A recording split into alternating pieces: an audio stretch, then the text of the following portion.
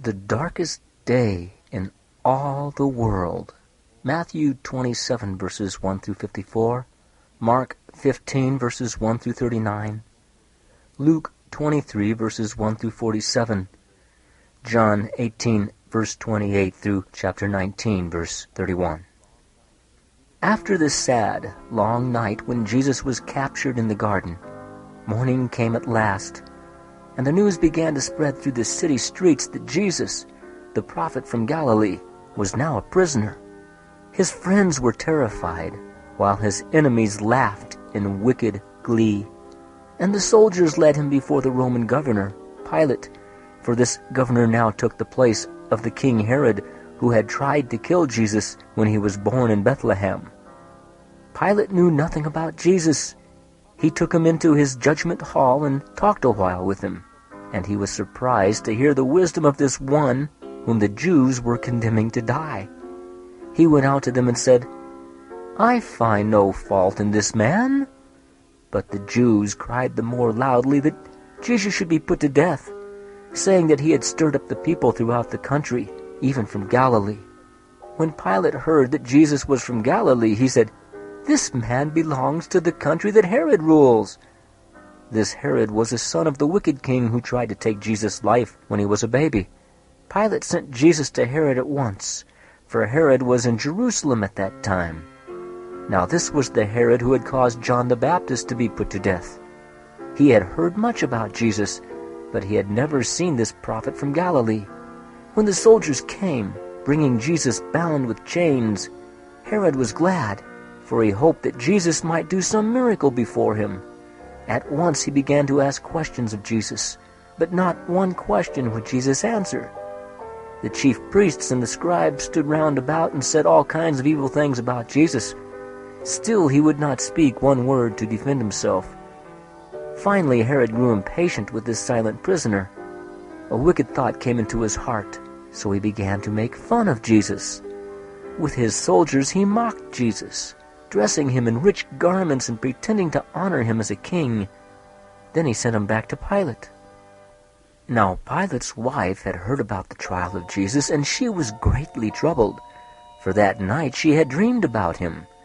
She sent a message to her husband, urging him to set Jesus free, saying, "He is a just man, not worthy of death." Pilate too wished to free Jesus, for he could find no guilt in him. He told the accusers that neither he nor Herod had been able to find him guilty of death. But the mob now cried, "If you set this man free, you are not a friend of Caesar, and Caesar will dismiss you from being our governor." Pilate knew the Jews could accuse him to Caesar if they were displeased with him, and being a coward, he chose rather to let an innocent man suffer than to be in danger of losing his position as governor. As the trial went on, Judas Iscariot saw that Jesus was condemned to die. Now his guilty conscience troubled him greatly. He had hoped that Jesus would free himself in some miraculous way from the power of his enemies, but now he saw that Jesus was allowing himself to be helpless in their hands. The money that he had taken from the enemies of Jesus seemed to burn his flesh, so he hurried back to the chief priests and scribes, saying, "I have sold an innocent man. I have sinned." The chief priests and scribes looked scornfully upon Judas and replied, "What is that to us? You yourself must answer for your sin." And they turned away from him, refusing to take back the money they had given him for doing the dreadful act. Neither would Judas keep the money, so he threw it upon the floor of the temple and ran away to a lonely place where he hung himself and died. Before giving Jesus up to die, Pilate talked to the restless mob about another prisoner whom he held, a wicked man named Barabbas, who as a robber had caused much trouble to the Jews. At the time of the feast it was customary to release a prisoner, and Pilate asked whether he should release Barabbas, the wicked robber whom the people feared, or Jesus, the innocent man whom they hated. And with loud cries the people answered, "Set Barabbas free!" Then Pilate asked, "What shall I do with Jesus?" And they answered, "Crucify him! Crucify him!" So the trial came to an end, and Pilate, wishing to please the people, called some Roman soldiers and told them to lead Jesus away to be crucified. First he took water in a basin and washed his hands before the Jews, saying, "I am not guilty of the death of this innocent man."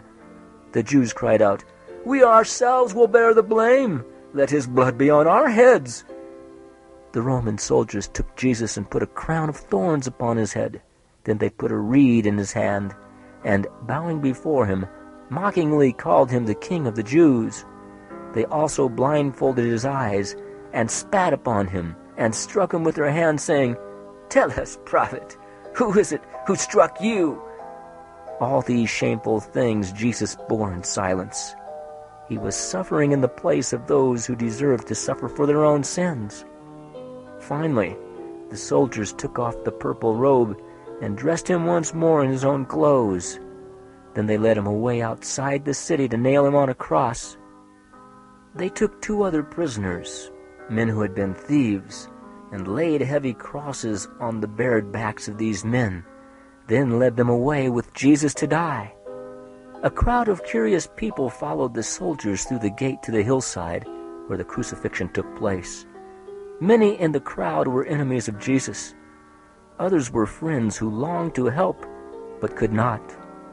As they went, Jesus sank down beneath the weight of the heavy cross he bore and could not rise again. The cruel soldiers then called a stranger from the crowd and placed the cross upon his shoulder, for Jesus was too weak to carry it any farther. On the hillside of Calvary, the crowd stopped, and the soldiers began to strip their prisoners of their clothing and to fasten their hands and their feet to the crosses. Then they raised the crosses high in the air and planted them securely in the ground, leaving the prisoners to hang there till death should relieve them of their misery. Jesus prayed when they were crucifying him and said, "Father, forgive them, for they know not what they do." The cross on which Jesus was crucified stood between the 2 crosses on which the thieves were hung, and a writing was nailed above the head of Jesus, which said in 3 languages, "This is Jesus, the King of the Jews." When the Jews read the writing, they were much displeased and hurried to ask Pilate to change it, that it might read thus, "He called himself the King of the Jews." But Pilate would not change the writing, and all who passed by could read what he had written, though they were strangers in Judah. While Jesus hung on the cross, one of the thieves began to mock him, but the other begged to be forgiven and to be remembered when Jesus came into his kingdom. He believed that Jesus was really the King from heaven, which the Jews were unwilling to receive. And Jesus saw his faith and said to him, "Today you shall be with me in paradise." Then the thief knew that his sins were forgiven, and though he was suffering much pain, a glad joy came into his heart.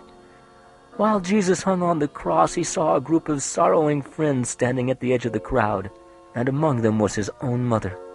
John, the disciple who loved him so much, was also there, and Jesus asked John to take care of his mother from that time. The enemies of Jesus stood around the cross, making fun of him and telling him to come down if he were the Son of God. Even the chief priests and the scribes were there, and they said, "He said he could save others, but he cannot save himself. If he is the King of Israel, let him come down, and we will believe in him too." About noonday, the sky suddenly grew dark. For 3 hours the great darkness lasted. Then Jesus cried with a loud voice, saying, "It is finished!" And soon he died. The Roman captain who stood near the cross and the soldiers who were with him saw the rocks torn apart by a terrible earthquake that came, and they were frightened. And the captain said to his soldiers, "Truly, this man was the Son of God."